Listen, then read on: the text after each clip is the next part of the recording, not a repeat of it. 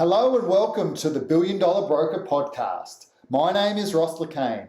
I'm bringing my 25 years industry experience together with leading experts around the globe to give you the insights on how to live a better life and grow a profitable mortgage broking business that you are proud of. Welcome to another episode of the Billion Dollar Broker. Excited today. I've got the award-winning broker Bernard Desmond. He's the founder of Blank Financial, and most recently he's won the Customer Service Awards at the Australian Brokering Awards and the Better Business Award. But right when you started, Bernard, in pretty much your first year, you won Australian Broker of the Year, and that really, at least in my eyes, sort of put you on the map. You want to talk a little bit about that to get started? Hey, thanks, Ross. Appreciate the opportunity. Yeah, look, broking for me has been a very rewarding experience. And I think it set the tone right, as you said, in 2019, when I very unexpectedly won the Broker of the Year. It was certainly a least of my, I didn't expect it. And I still have the video from that night. That someone from the audience recorded, and I still enjoy that reaction when I went up to the stage and I said, "Jesus, I didn't expect this, so I didn't do it." It was a really rewarding experience. Oh, definitely, and just shows that and I was really proud of you at that point. And to be honest, until I saw you, I was there that day. Until I saw you sort of get up on stage, I'm like, I haven't heard of this guy, right? And so I know the guys at the Advisor quite well, and and they were giving you big raps and speaking very highly of So I'd love to sort of unpack that journey of how you sort of got to that sort of real flying start, what sort of actions you took. And obviously, you've been winning these awards for customer service. So there's got to be something behind that. So really excited today to get into that and unpack that a little bit as well. I think more than happy to share my a few things that I say would have played a part in receiving that acknowledgement. I think one certainly has been a brand building exercise that was quite well thought of right from the beginning that I became a broker. As you would recall and know that mortgage brokers, this is a people business, so people are buying into you. They're coming and asking you for your expertise and your services. No one's coming excited to you saying, "Put me into more debt." They're coming to you to fulfill those aspirations and goals that they've got, whether that's a first home purchase or a fifth investment property, to create wealth through property. So my role as a mortgage broker is to really facilitate that funding requirement and to make it as efficient and with least amount of friction for the clients. So when I started as a broker, I focused very much on the service side of it and just honed in my craft on understanding bank policies, understanding my clients, and put a little bit of personality to it by coming up with Bernard Desmond, the brand, and the gifts and the small tweaks that I made. I took a lot of inspiration from real estate agents, because if you actually compare real estate agents to mortgage broking, they're quite out there with their personality. They could be working under a big brand like Ray White, but they have their own personalities under that brand, and in mortgage broking, that was not happening. So, people, while a lot of brokers do a much more better job, and there are much more bigger brokers than me, but the personality of a mortgage broker was quite behind the screen. It was just not out there, and I started doing video and gifts and customer stories, and sharing your pictures with clients. And it was all about images and bringing that personality to life through LinkedIn, through Facebook. And before I knew it, it was starting to get traction. And I suddenly became the purple cow, because my competition wasn't doing it. The bankers were not doing it, the other brokers were not doing it. And one thing just led I to the love other. that. I Yeah. love that. In terms of, and I think that's something that is a real opportunity for brokers to get onto, right? Is in terms of the power of the personal brand. And Yeah. in terms of something, you mentioned a number of different ways that you've gone and done that. But it's interesting that when you started, that was a key thing, that it was strategic. You were going to sort of put yourself out there, grow that personal brand to be able to do those things. And as you said, become that sort of purple cow. And the purple cow mentality is, what stands out, right? So, Bernard has been able to stand out amongst the peers and amongst, obviously, mortgage brokers as well. And you mentioned a couple of different areas. So you mentioned video. So tell me some of the stuff you've done around video. Yeah, look, video, again, a lot of inspiration. I had, in my first year, I had a video camera crew with me. Like, these guys were shooting videos for some of the real estate agents who were my referrals. And, I said, look, do you mind shooting it for me? And we'll do customer testimonials. We'll just do behind the scenes of, what a day looks like in a mortgage broker's world, and just started documenting that. And we did a few videos, like we did first-home buyers, investors, we did debt consolidate, a client who's going on different journeys, and we brought that to life. I did a couple of videos with Tom Panos. I did a few videos with real estate agents. And then when you start pushing that out, but again, they were not done just they were not clunky. Like, they were, again, well thought through. Like, there was branding, there was music, there was they were well, the message was quite condensed in a 60-second video. So I had to invest in time and money in doing that and bring this all to life. But all those small investments paid out huge dividends, because no one else was doing it. And then suddenly I start doing it, and the banks take notice, the BDMs takes notice, the next customer who's looking for a home loan takes notice, and I am then suddenly ahead of my competition. Yeah, beautiful. Love it. And how do you feel on video? Because everyone, including myself and everyone I speak to, even the guys that have been doing it for years, always have a little bit of nerves before they actually press the record button. Were you sort of comfortable in front of camera straight away, or is it something that's... No. Look, my first video when I did, before even I became a broker, when I was still working at the bank, I entered into this competition with Therese O'Neill, who was my first mentor. And she said that, okay, to win this mentoring package, the candidate has to put a 60-second video as to why you want to become a broker, why you're the most deserving candidate to win this mentorship scholarship. And I actually, a lot of them were doing it on their phone. But what I did is I went to a professional video production company, and I said, hey, this is what I want to do. This is what we need to deliver at the end.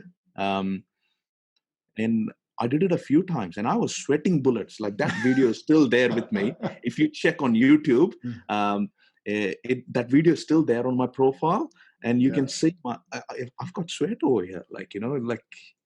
It's you're never going to be comfort. I mean, I'm not an actor that I'm just comfortable in front of the camera, but you just have to put yourself out there. People like when you're raw and real, and that's what people connect with. So don't overthink it, just do it.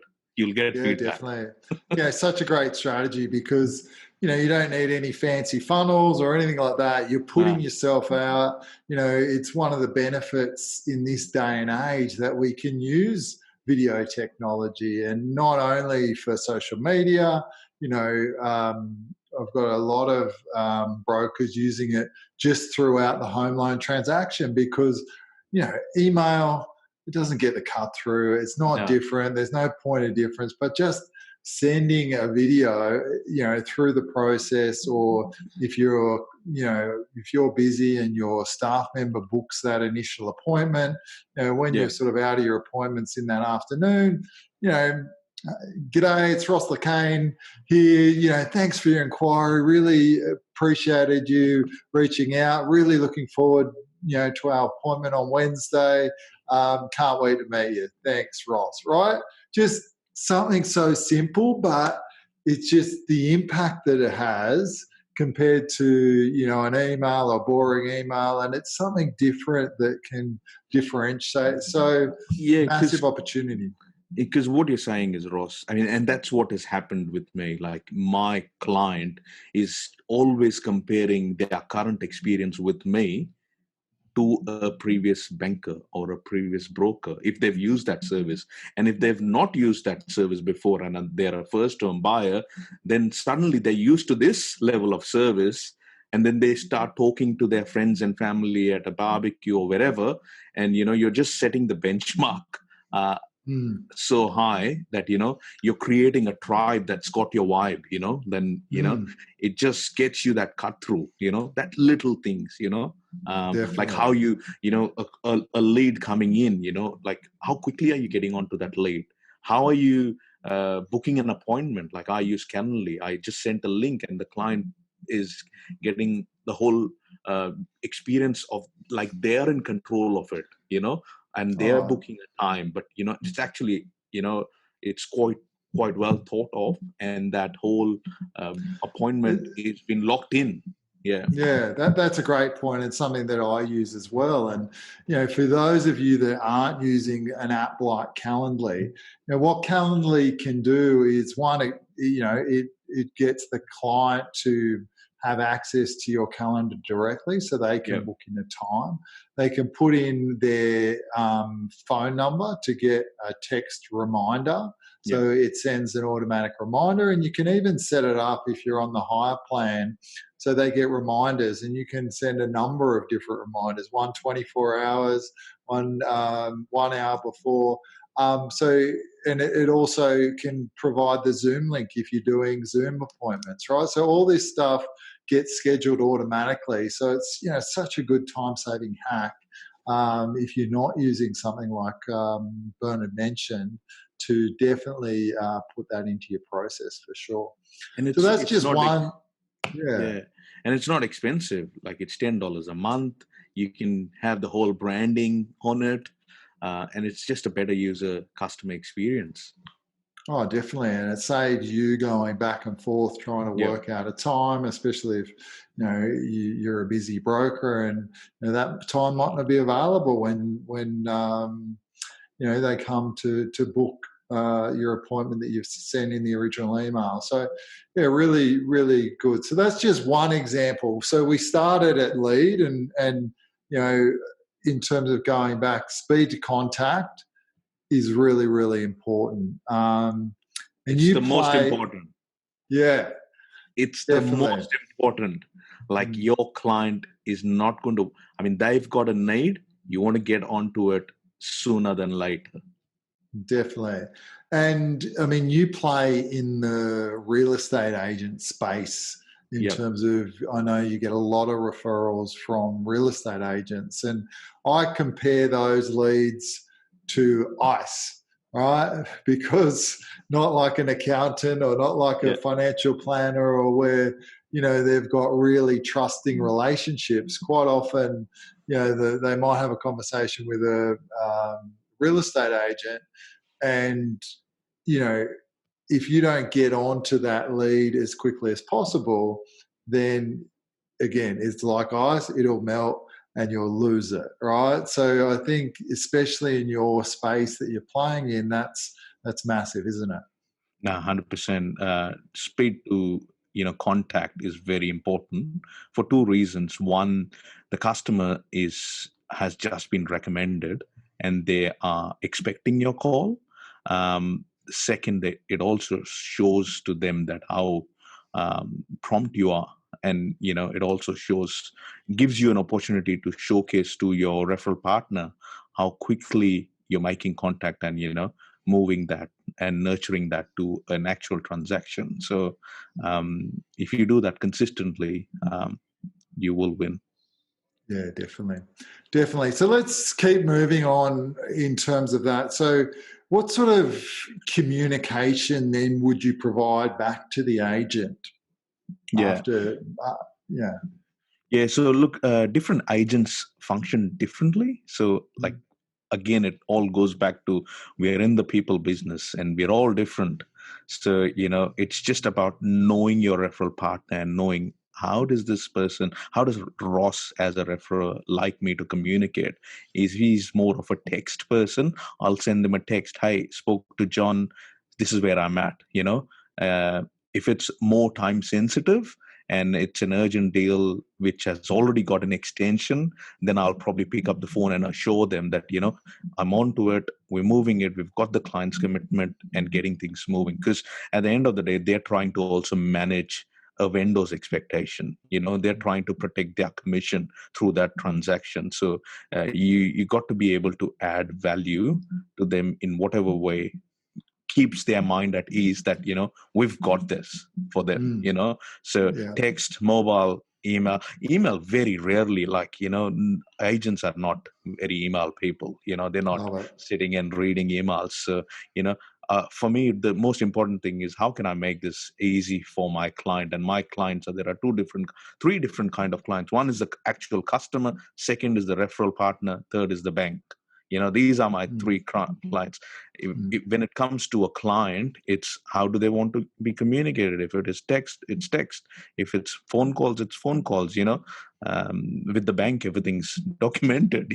But it's just make it easy for the other person to say yes. That's the goal. Exactly. And, that's why we're there, to add value and make it as simple as possible. I think CBA did some surveys, why customers use brokers. And, the biggest reason is because brokers make it easy. So if we're not, if that's not the aim through every transaction that we're having, then we're dropping the ball. So love that.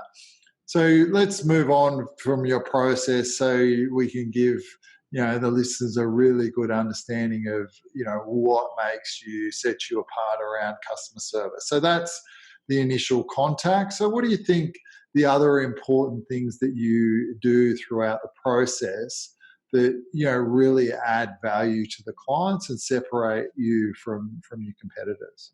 I think setting realistic expectations with the client and just telling them what you're going to do and when you're going to do helps you set the whole relationship right from the beginning.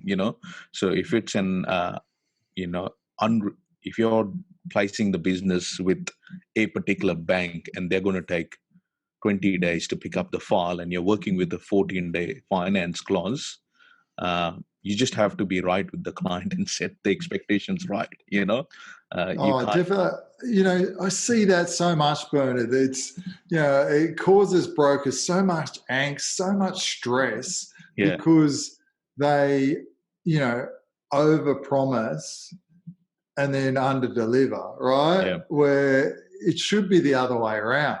It has to be the other way around, where you are promising that it will happen in 10 days and then you're delivering in a shorter time frame, and that's where in every interaction with the client you're moving the needle closer to from them just being a cold lead to a transaction to experience, and towards the end of the settlement they have become a fan of your business, and then they'll go and find, more like-minded clients for you. They'll start advocating for your business, but throughout the process, if you keep dropping the ball, then they're not going to do that, because they've had to chase up with you.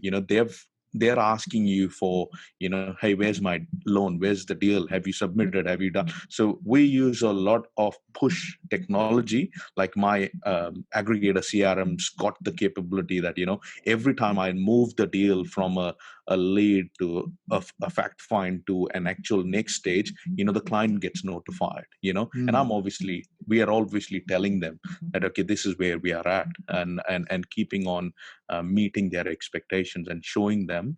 And we've got a map that, which I actually give out in the original initial appointment to them, setting that overall journey. Like, look, this is what your journey looks like when you go to take a home loan, but there will be, changes depending on service providers, because at the end of the day, we are not the product creator. We are giving somebody else's product, Definitely. How it was said to me early on in my career is, we're like the stewardesses on a flight, right? We'll get you from point A to point B, and we'll make you as comfortable as possible, but we can't guarantee that we're not going to run into turbulence, right?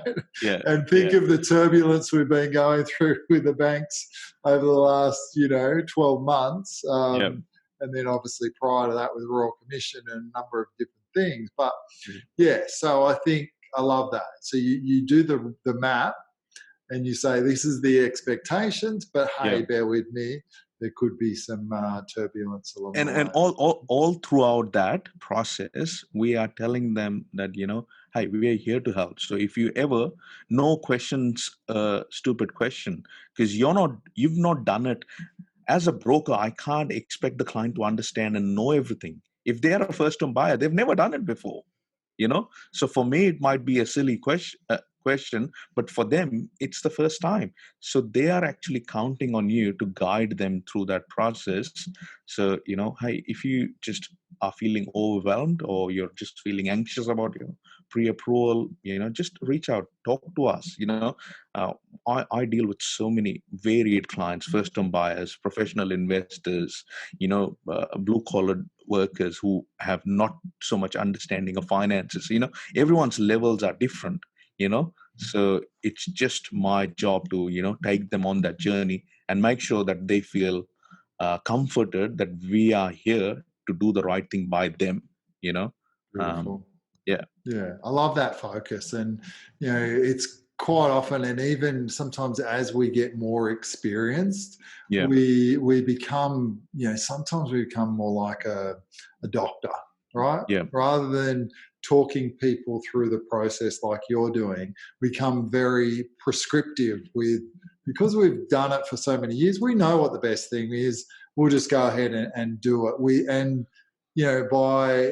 our sort of, part of our strength in terms of we know what to do, and with the confidence, we miss that step in terms of we actually, knowing but showing our clients exactly those steps along the way. And, but just getting back to your point around that sort of, and it was a key point around the sort of under promising and over delivering. I see a lot of brokers out of fear of losing the deal, they'll over promise, right? But what they don't realize is by over promising and not meeting those expectations, they lose that trust.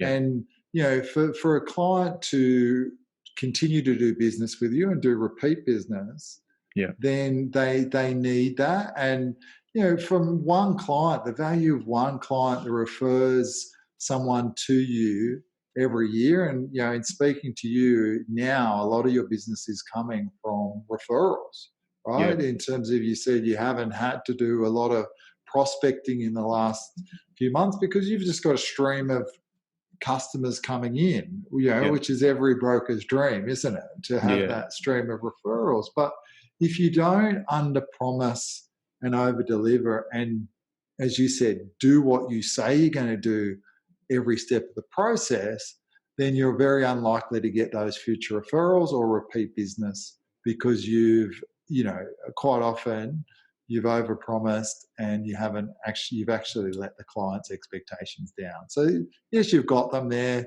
but there's no wow factor. There's Whereas no if you wow. say, if you say Yeah. 10 days Yeah. and you get there in 7 or 8, then hey, we're done it, and we've done it ahead of schedule. It wasn't Yeah. easy, but we got you there. Yeah, and throughout the process, Ross, you have to become memorable. Like as a broker, you're getting so much opportunity to talk to the clients, interact with the client, build relationship with the client. You have to become memorable. Like yes, like I can be very prescriptive, like a doctor, without having, But I think what sets me apart is I am equally excited with them about their journey. Like it excites me to see that they're buying their first house, and I'm emotionally connecting with these guys, and they can see that. You can't fake that stuff, No. Like and when your client can actually see, hey, this guy is equally excited about this whole thing. He gets us, you're just on a different level. Then it's not about price. It's not about, you're just connecting with the client, and they on a different level, and you're just moving the needle to become, a client that's going to be a client for life. And I mean, to me, that sums it up, in terms of that is what customer service is all about, right? It's about walking in that client's shoes and being authentically excited and having a bigger purpose about what you do and why you do it. Yeah. A lot of people's stress and comes because they're too focused on themselves. It's how they're feeling, rather than if they turn it around and say, hey, I'm doing it for a bigger purpose. And chatting with someone else today about what other is more important than somebody's home and their finances, right? Next to your key relationships and your kids, like that's sort of number 2. And we get to play in this space all the time, right? We are so lucky. We are so fortunate to be able to play in that space and to help people with not only their first home, but their financial situation. And I was running a coaching group this morning, and one of the questions I asked them, Bernard, was, who has asked you if you wanted to increase your wealth and potentially look at buying an investment property? Yeah. And the answer was, well, no one. Right? So, we have a responsibility that, because we're talking to people about some of the biggest investments make, that we're sort of in the center of the wheel, right? We can connect them with, whether it be a buyer's agent, a great accountant, and people that we know, which can really, make significant changes to people. And it comes down to what you were saying about authentically caring about that person and their journey. Love it. It's a really key point. Beautiful, man. Like there's nothing more important than the client. Without the client, you don't have a business. We're not a big bank, like we have to be individual. We have to have a personality. Yeah, we're doing a mortgage broking as a job, and that's our obligation as lenders and all of that. But this is a people business, period. Oh, definitely. So, we've touched on a couple of key things that you do differently. So, in terms of, we're looking at, obviously speed to contact, the way you care about the clients. We've talked about under promising and over delivering. What else? What else sets you apart, Bernard? What else? I could be doing all of that, but how do I measure that? I have to be asking feedback from the client. How do like yes, I think I'm doing well, but are they feeling the same? So when you actually get to the end and you're asking for a Google review after or when at whatever stage in the business you ask, like we ask at the point of formal approval, because that's when they're emotionally the most charged up. Yes. When it's coming settlement time, it's gone. They're more towards moving into the house, and they've got a ton of things. It's actually the formal approval. So at the time of formal approval, when you ask for a Google review, are they going to go out of the way, give you a 5-star, share the experience? So you just keep moving the needle and get them to that point. Yeah. Love that. Love that. Yeah, we used to ask at settlement, but I think that's more powerful, right? It's the whole law of reciprocity. When do they feel the most reciprocal and Yeah. the most emotionally charged to do it? So, what's your process for getting a Google review? It's the most bizarre process, I'll tell you. And it's the most memorable one. And brokers can type this and copy this and tell me if it works or not. I will tell you it will work, and you'll hashtag Bernard. Yeah. No, because what I do. So if Ross is a client, I would call up Ross. Hey Ross, do you have a minute? And I'm very serious in my tone. Ross, like yeah.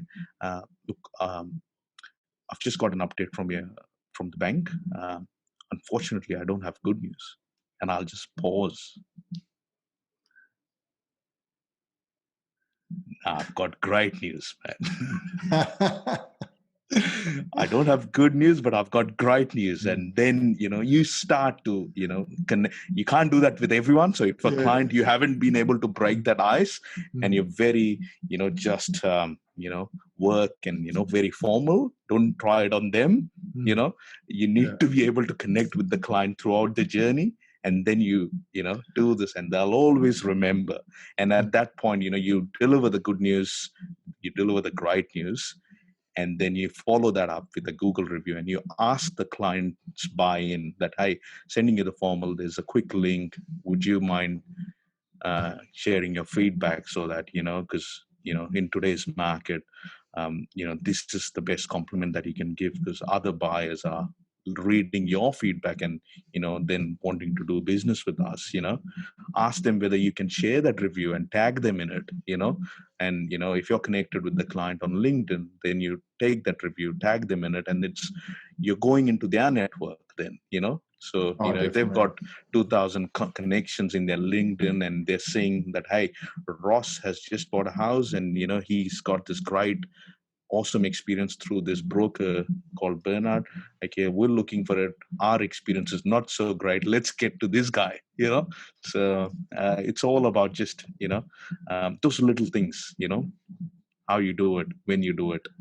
Definitely. I love it. I love it. It's just sort of, again, a little bit different, a little bit cheeky, playing, with that connection and just sort of having a bit of fun along the way, which is great.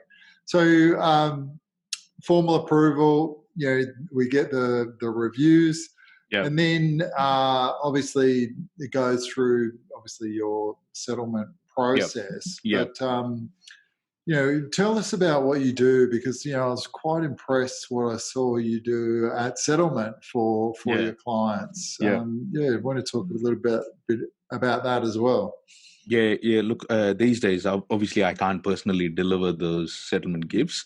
My first option is to personally deliver it wherever I could, so that you can actually capture that that moment, and see the client, and just again connect with the client personally, before that relationship then goes and they go and start repaying their home loan and all of that.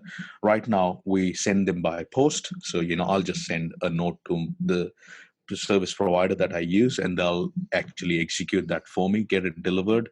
And look, we do it.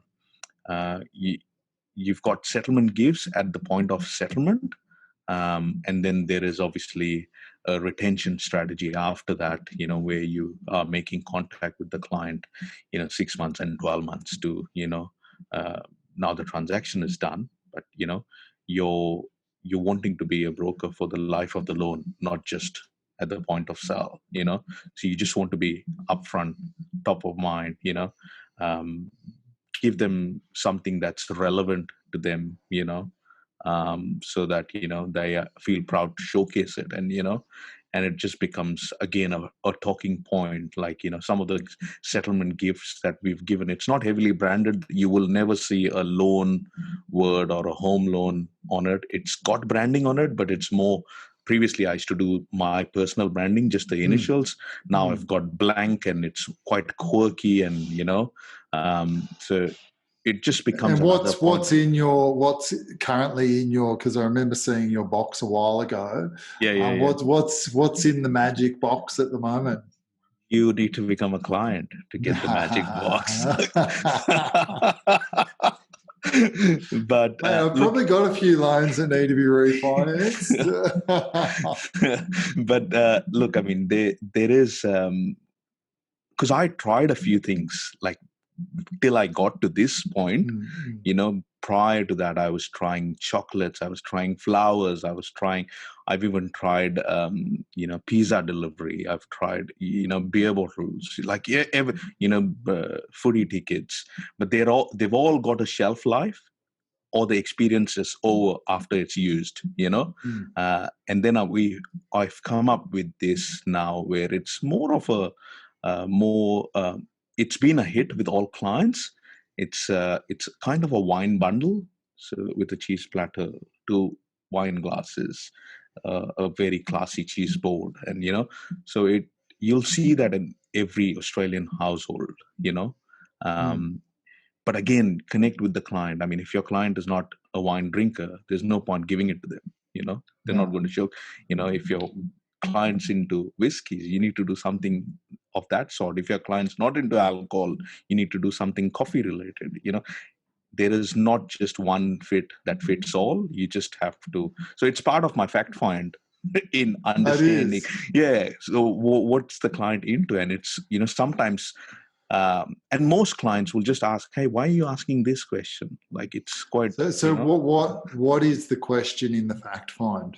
Yeah, look, it's an optional one. What out of the options that are there, what are you most likely to choose? A wine bundle, a coffee bundle, or a whiskey? Nice. Decant, so they'll tell you what they want. And then you actually use that to actually deliver the outcome. Yeah. Oh, great. I mean, that's, so valuable to you, and just such rich data, that you can use to, if they're, what they're into and how to connect, which is a big part of, as you said, that connecting with them on that human sort of level, because at the end of the day, they're not prospects, they're not clients, they're people at the end of the day, people. Right? And part of the being a good broker or a good salesperson is to be a good person, right? And to connect on that deeper level, which is exactly what you're saying. Yeah, just be a good person, deliver on that. Don't forget about that your job is to deliver the home loan, but along the way make them feel special, exactly. And then that's when magic happens. Definitely. So is there anything else? We want to wrap up the customer service segment. Is there anything else from a customer service point of view that that you do that you wanted to sort of add in that you think might be useful to some of the other brokers out there? I think taking ownership of customer service. I mean, we do have problems, and I've had problems, like we've stuffed up at times. It's just telling, hey, we stuffed up, we take ownership, we'll fix it. And I've had instances where, we've reimbursed and copped the costs because we've, it's again an opportunity to showcase that, we're all human, we make mistakes, but it's how your comeback is going to be from that point, Beautiful. So yeah, customer service is really simple. Exactly. Take ownership. It's great lesson, and something we can all sort of learn from. So in terms of, and we were speaking earlier around, we all go through some sort of challenges in our broken career. And you Yep. started in 2017. You've had great personal branding. You say you've got so many different awards, more awards than brokers have been in the industry for a long, long time. Yeah. So, but what are some of the challenges that you faced or setbacks that you have faced? Because I think it's it's important to sort of highlight, because with the things that you went through is common to what other people will go through on their journeys as well. Yeah, yeah. Look, challenges. I think if I look back 3 years into broking now, I think my biggest challenge has been staffing and managing and retaining staff. I'm a good salesperson. I can be a good creative marketer and deliver really good experiences with home loans. Staffing has been a challenge. Just challenges like any small business has. I've grown very quickly from starting out of my garage to moving into a shared office, and then into a different a bigger office space. So um, you know people, you have to just realize that you're running your own race and you're not competing with anyone else. Um, you know we can all get consumed with, there is an element of tall poppy syndrome that I have faced in the last couple of months, and I speak about it quite vocally to my inner circle and people that know me quite well. So we just need to be truthful to ourselves and know that you're not here to compete with anyone else, but with yourself. And if you can get better and be just a good person, I think challenges are part of the process. Ross, I've spoken to you quite a lot. Yeah, yeah. So yeah.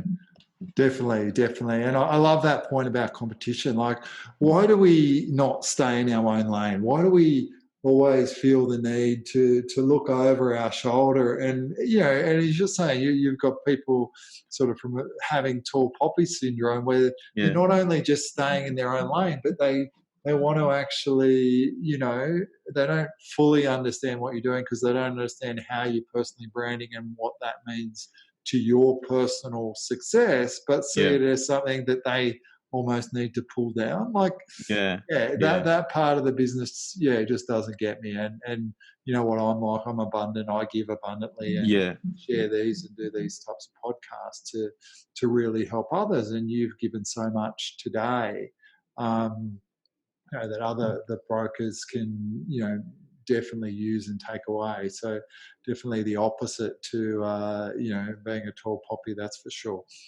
So I want to sort of wrap this up, but one of the questions I ask a lot of my guests is, if you had sort of one piece of advice for either brokers getting in or brokers looking to scale their business, what's that piece of advice that you would give that broker? I think the most important advice, and I've personally done it, I wouldn't just give advice just for the sake of giving. Don't do it alone. Someone before you has walked that path. If you're looking at wanting to become the best broker that you can be, try and connect with like-minded people who've been down that path. Like when I started early in my mortgage broking career in 2017, I had a mentor early, before even I became a broker. And I didn't need to have one, because I came from a lending background, but I knew the value that this person would bring, because that person would bring years of experience and all the problems that she's probably seen with other brokers in the making. So I didn't want to make those mistakes at the expense of my client. um, like today, 3 years into it, my challenges are different. They are not the same that were 3 years ago or what they were last year. I'm on that growth curve now, and it's all about building this business to the next level and, bringing that vision to life. So, who can I partner with? You know, connect with like-minded people. This is a people business. This is an energy business. So, if you speaking, don't do it alone. That's my, you'll get to your goal much more quicker with the help of like-minded people around you, such as what you're doing through your coaching with your group of people. Yeah. Definitely. I couldn't have said it, and I didn't pay him for that plug, by the way. No, No. he didn't. The other important point, Ross, is just be a genuinely good paper, because your brand is going to be important. It's about what people talk about you when you're not in the room. Like, for example, if you don't know me and someone from the advisor is talking about me, they've had that experience. So if you're being an idiot to a BDM just because the file's not gone your way, or an idiot to a credit officer, and then they go and complain about, it's your brand. You have to be a good person. Not everything is going to go to plan. Just find a way, make it work. We're not always going to have our wins our way, but just everyone's doing a job, and your job is to do your job, but not at the expense of making someone else feel below you. Just be a nice person. Oh, definitely. Love that. And I think that's a great way to sort of wrap this up in terms of, just go out there and serve, be a great person, and give freely to others, just like Bernard's done on this podcast today. So, really appreciate you coming on the show, and really have, myself, I've gained a lot from you. And so I'll sort of take that on and share that as well. So thanks, Bernard. Thanks, Ross. Look forward to doing your loans soon. Cheers, man. Take care. Cheers. All right, this has been another episode of the Billion Dollar Broker podcast. Please feel free to give us a 5-star rating. If you want to subscribe, we're on Apple, Spotify, SoundCloud, or where you get your podcasts. We also have a group called the Billion Dollar Broker Group on Facebook. Request to join, and we'll be sharing this and so many different resources and creating a real community. So please join. And if you're interested in my services, whether you want to be coached, please get in contact. I'd love to hear from you. All right. Thanks again. See you next time.